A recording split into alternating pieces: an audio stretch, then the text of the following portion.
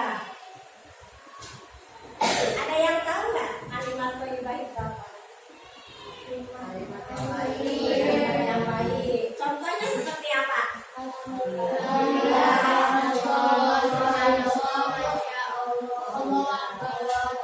Banyak ya. Ibu akan menerangkan salah satu kalimat thayyibah, yaitu istighfar.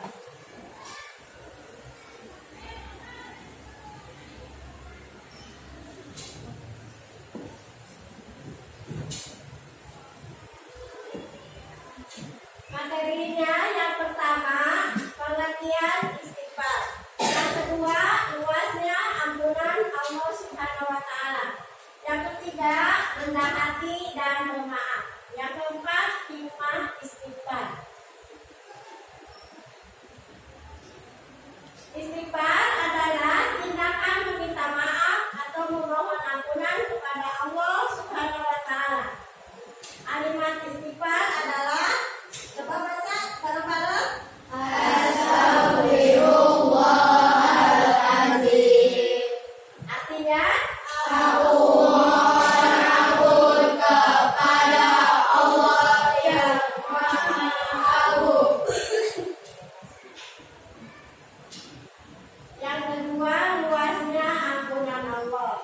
Manusia adalah tempatnya salah dan lupa. Dia sering berbuat kesalahan baik kepada Allah maupun kepada manusia. Baik itu dosa atau kesalahan kecil maupun yang besar. Baik itu disengaja maupun tidak disengaja. Tak ada manusia yang bersih dari dosa dan salah kecuali para nabi. Sebaik-baiknya orang yang bersalah dan berdosa adalah yang bertobat kepada Allah Subhanahu wa Ta'ala. Karena Allah mencintai hamba-Nya yang bertobat dan bersuci. Sebagaimana firman Allah yang berbunyi, coba bacakan bareng-bareng. Inna Allah yuhibbul tawwabina wa yuhibbul mutatahhirin. Artinya, Allah menyukai orang yang tobat dan menyukai orang yang menyucikan diri.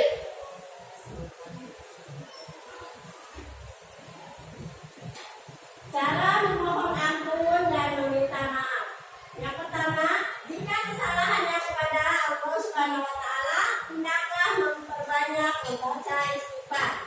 Berjanji tidak akan mengulanginya dan segera berbuat kebaikan, karena kebaikan akan menghapus keburukan. Yang kedua, jika kesalahannya kepada manusia, hendaknya membaca istighfar, bertemu dan meminta maaf secara langsung kepada orang yang bersangkutan dan mengembalikan hak-haknya. Apa ciri-ciri pada seseorang yang memiliki sikap dan sifat rendah hati dan pemaaf? Yang pertama, tidak suka atau tidak berambisi menjadi orang terkenal. Yang kedua, menjunjung tinggi kebenaran dan bersedia menerima yang benar dan jujur. Ya, yang ketiga, tidak segan dan malu bergaul dengan fakir miskin bahkan membantu mereka. Ya, yang keempat, ringan tangan dalam membantu orang-orang yang membutuhkan. Terima kasih atas kebaikan orang lain dan tidak memberatkan untuk memaafkan mereka yang telah berbuat sama.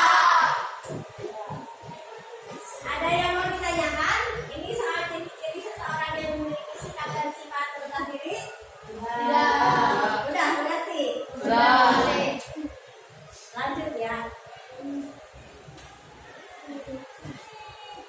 Hikmah membaca istighfar. Coba baca bareng-bareng. Dari pertama sampai terakhir.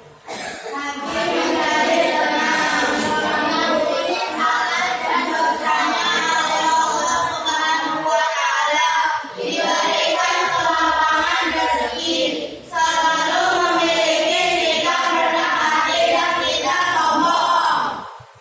Ibu mau tanya, anak-anak suka baca istighfar nggak? Suka. Artinya apa maksudnya? Habis sholat.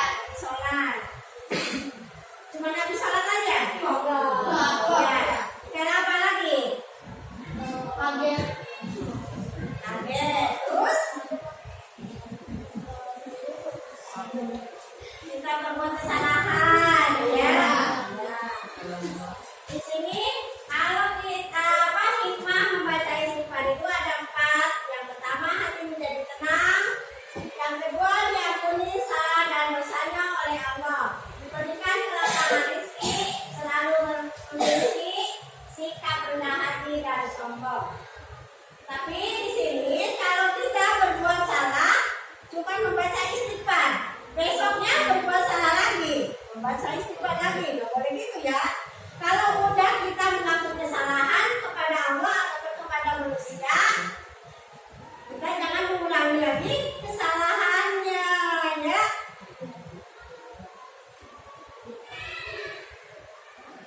Udah Pak. Ya di sini, ya ada tugas dari ibu yang harus anak-anak kerjakan ya, atau diskusikan sama temannya. Yang pertama, apa yang dimaksud dengan istighfar? Yang kedua, mengapa setiap manusia harus selalu beristighfar kepada Allah Subhanahu wa Ta'ala? Jelaskan. Yang ketiga, sebutkan hal apa saja yang harus dilakukan oleh kita jika kita berbuat salah kepada sesama. Yang keempat, sebutkan ciri-ciri orang yang memiliki sikap dan sifat rendah hati dan pemaaf dalam kehidupan sehari-hari.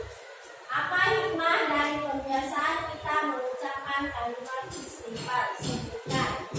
Boleh dikerjakan sekarang.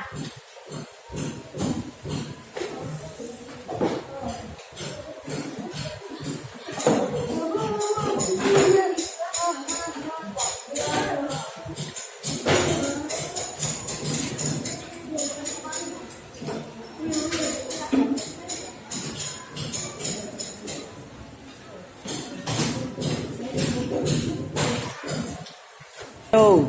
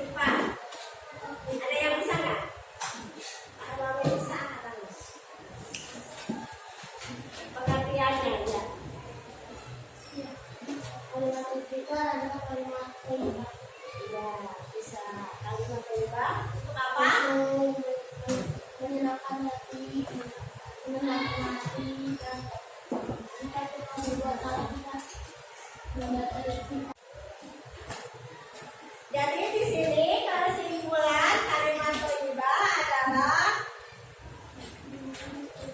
istighfar ya, yang tadi Ibu terangin. Terus arti kalimat istighfar adalah saya memohon ampun kepada Allah yang Maha Agung. Akan menjadi kebiasaan setelah bersalah atau melakukan